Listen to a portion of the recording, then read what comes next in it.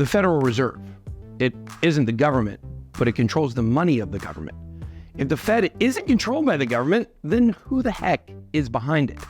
Today, I'm going to take you back into history to understand what the Fed is, how it started, and who actually controls it. And I can honestly say, for those of you who make it all the way to the very end of this video, all your worst fears are going to be confirmed. Let's get it. I'm not a financial advisor! Welcome to Ben Armstrong Crypto X. Don't just trade crypto, experience it. Start your crypto journey off right by hitting that subscribe button and joining Ben Nation. The Federal Reserve controls our entire economy, but most people don't really know a lot about why it exists, and even fewer know what the people behind it are actually up to. This is by design. They don't want the public to know what's going on, because if everyone really knew the truth, they would never accept it. Even the name of the organization is a lie. It's not a federal organization. It's a private, independent bank. I don't have any reserves either. The name Federal Reserve makes you think that this is some government organization that has a big vault with a bunch of money, but that's not how things actually work. You see, U.S. currency is printed by the Bureau of Engraving and Printing under the Department of the Treasury, but the Treasury has no say over how much money is printed. This is entirely the responsibility of the Federal Reserve. The Treasury just oversees the printing and decides what to do with it once it is printed. To enhance the con job, every Federal Reserve note includes the signatures of the Treasurer of the United States and the United States Secretary of the Treasury. The Federal Reserve and many other central banks around the world are closely tied to the powerful multinational banks that have been at the center of finance for centuries. These corporate banks are able to control everything about our world through the central banks, even government policy. The heads of these banks and the people who sit on the boards of these organizations often come from extremely wealthy families that have been rotating through the finance industry and politics for generations. You guys probably know some of the names. Some of them are even connected with specific power broker families that were responsible for orchestrating multiple economic crashes dating back over 100 years. The bankers made a ton of money during market crashes, but it was about more than just that. They were making conditions unbearable for average Americans to convince them that they needed a strong central bank to regulate the economy. They weren't happy with how much power they had. They wanted more. If you want more, try your luck with our channel sponsor, Stake. That's right, guys. Stake is the world's largest social casino, where you can chat with other DJs and earn gold coins while you play. Visit the link in the description or scan the QR code on the screen to get your account started with Stake. Fun, games, social chat, and more. Ben Armstrong Crypto X is powered by Stake. But back to the con job. Not everyone fell for it. There was actually a massive public backlash against the formation of the central bank at the time. But enough of the population was fearful about a potential economic collapse that it was easy for the media to manufacture consent for a new central bank. They took the name Federal Reserve to make it look like they were part of the government. In reality, they are not part of the government or accountable to the people. That's why Jerome Powell doesn't really take orders from the president. The government doesn't even have the power to audit the Federal Reserve. I want you guys to think about that for a minute. They set interest rates, and the economy has seen massive bubbles created over the years that eventually pop and have resulted in massive downturns in the economy. The crashes that have happened since the Fed was created are even longer and more severe than the ones that came before it. Big shocker. And the whole reason why the Fed was created in the first place was supposed to be to keep the economy stable, not actually the truth. The group of unelected bankers have succeeded in driving the United States to the brink of bankruptcy. In January 2024, the gross national debt set a new record of more than $34 trillion. Last year's annual interest payments on U.S. debt crossed $1 trillion. The same banks continue to engage in risky loans and trade, but they get away with it because they're considered too big to fail. But we're the ones who end up paying the cost for their failures. They actually steal money from us through inflation without us even realizing. Our currency loses value as they print more money, and the Fed even controls what interest rate will be applied to your bank accounts and loans. They use our digitized money to buy U.S. government bonds so that the government can keep on spending, which of course drives the country further and deeper into debt. Fed does not directly buy these bonds, but it uses corrupt brokerage firms who charge huge commissions. Now, you won't find huge commissions with our exchange sponsor, Phemex. Click the Phemex link in the description or scan the QR code on the screen. Then don't forget to grab your Palau e-residency program card so you can KYC when your card comes in the mail. It's how all the cool kids are trained these days. And me too, because I'm not a cool kid. I'm a man. I'm 41 years old. I'm not a kid. Many of the founding fathers were against having a central bank. Thomas Jefferson and Andrew Jackson were some of the biggest critics of the banks. But just like today, politicians didn't really see eye to eye. Alexander Hamilton pushed for a central bank, and President George Washington ultimately signed off on the first central bank, even though its renewal was voted down by Congress 20 years later. President James Madison signed Second Bank of the United States into existence, but when Andrew Jackson took office, he refused to renew its charter. He saw the central bank as an engine for corruption. Jackson instead pushed for all federal land sales to be transacted in gold or silver. This took away control from the banks, and some of them became over-leveraged and could not pay their customers. This led to bank runs, which led to imbalances in the economy.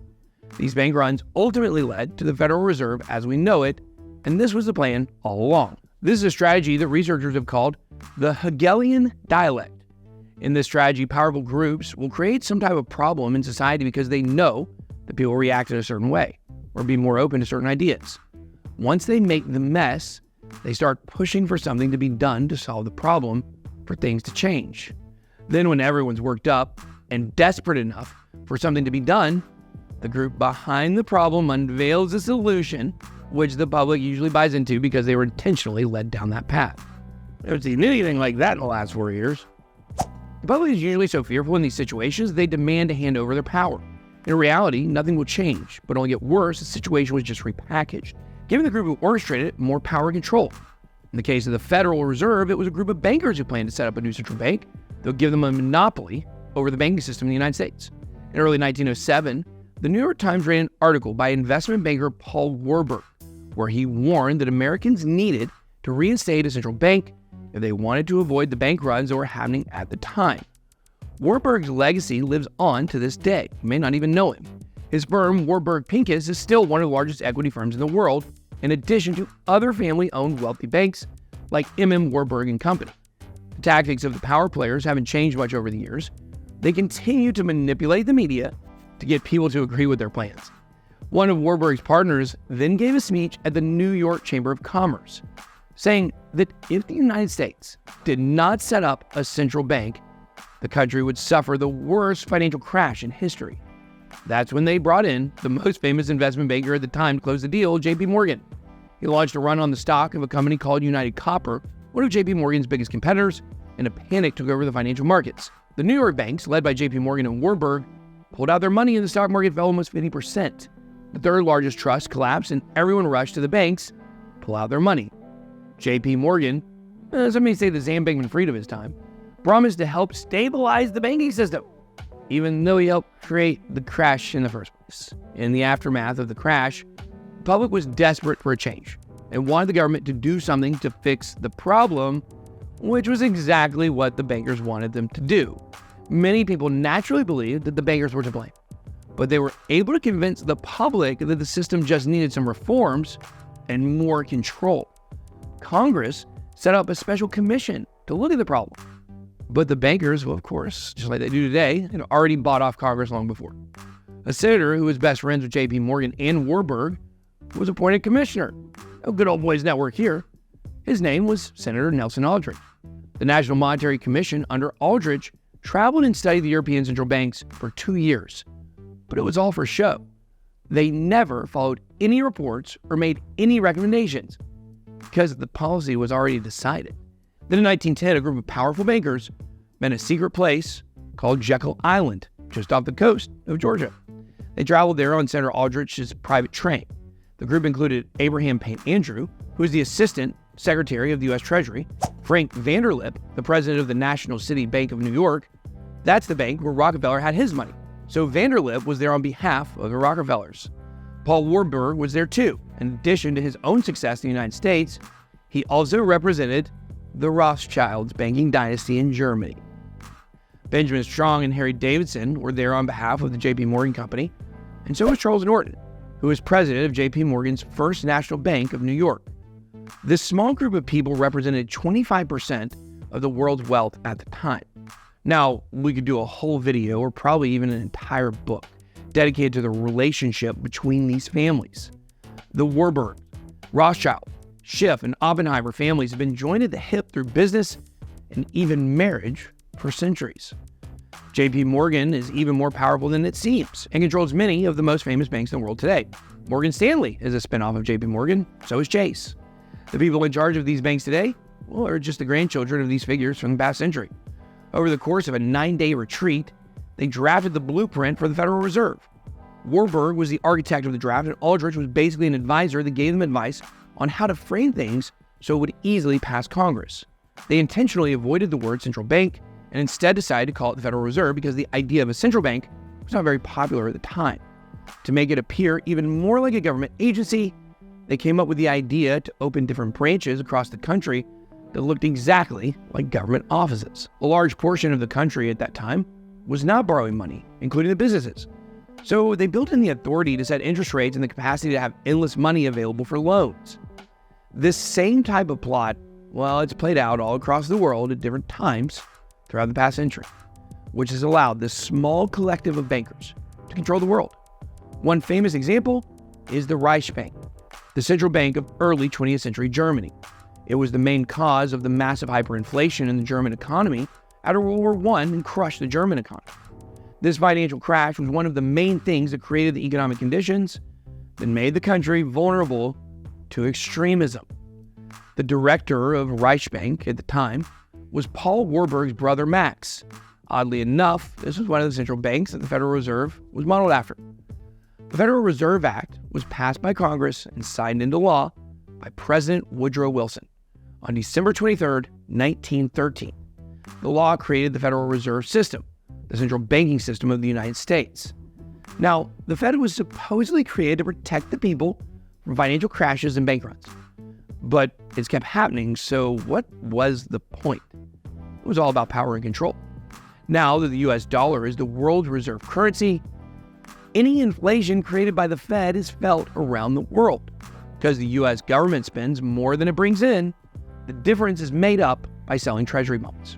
Each time the Fed increases the money supply, the dollars the bondholders are paid back with are worth less. This is just scratching the surface of how the Federal Reserve negatively impacts the economy. And this is exactly why crypto is so important. And this is why decentralization is such a big part of crypto culture. When we talk about how the traditional banking system is centralized, we're talking about how it's controlled by a small group of corporations and politicians. We want to decentralize the system, take the power away from the ruling class, and distribute it back down to the people where it belongs. This is the whole point of crypto. The moonbags are nice, but it's about more than just that. Money should be free. It shouldn't be a tool of power that allows the few to control the many. We cannot allow this small group of bankers to run the world, period. And right now, thanks to the Fed, they are. Let me know what you think of these types of in-depth videos on financial topics and history. Please hit the like button on your way out. It helps us keep the lights on. Be blessed.